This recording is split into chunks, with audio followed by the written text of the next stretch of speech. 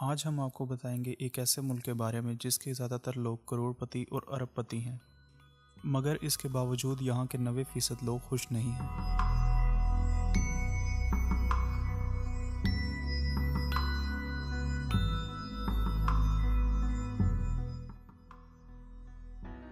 Qatar दुनिया का सबसे अमीर मुल्क है।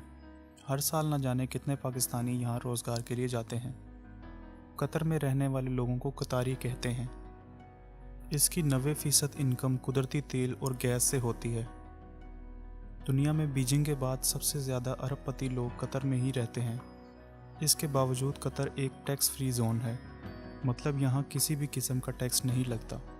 एक सर्वे के मुताबिक बेशक यहाँ के ज़्यादातर लोग करोड़पति और अरबपति हैं, लेकिन यहाँ के 90% लोग ज़्यादा खुश नहीं हैं। कतर में 80% आबादी लड़कों की है, जबकि 20% आबादी लड़कियों पर मुश्तमिल है।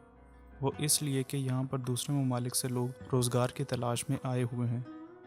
हमारे मुल्क की तरह कतर भी कभी अंग्रेज़ों के कब्ज़े में था, जो कि 1971 में ब्रिटेन से आज़ाद हुआ।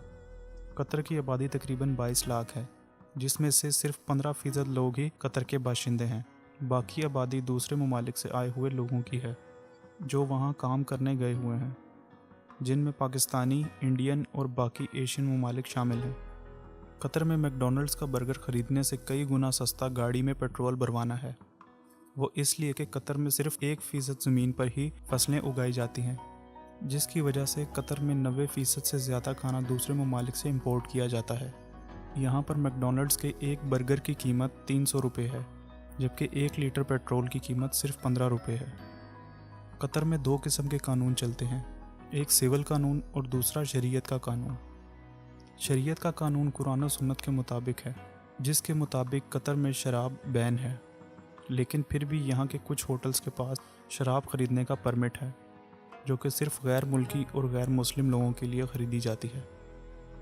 अगर आपको यह वीडियो अच्छी लग रही है तो अभी सब्सक्राइब के बटन को प्रेस कीजिए और बेल आइकन को दबाइए, ताकि हमारी आने वाली वीडियोस आप मिस ना कर सकें। कतर में पोर्क का गोश्त और ड्रग्स को इंपोर्ट करना और पोर्नोग्राफी बिल्कुल बैन है।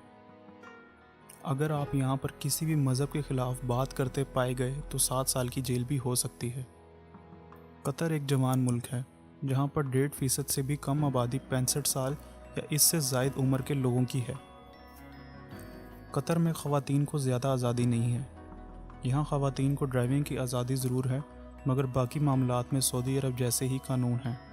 यहाँ पर भी ख़वातीन को इस्लामी कानून के मुताबिक रवायती लिबास में रहना होता है। कतर के फ्लैग में 2 रंग हैं, सुर्ख और सफ़ेद। सफ़ेद रंग अमन का पैगाम देता है, जबकि लाल रंग 19वीं सदी में बहाए गए खून की निशानदेही करता है। इस मुल्क की फ़ौज में तकरीबन 11,800 लोग शामिल हैं। इतना छोटा मुल्क होने के बावजूद 2022 के फीफा वर्ल्ड कप की मेज़बानी कतर करेगा, जिसके लिए वहाँ दुनिया के बेहतरीन स्टेडियम्स बनाए जा रहे हैं। इन सब के अलावा कतर एक मेहनतकश मुल्क है।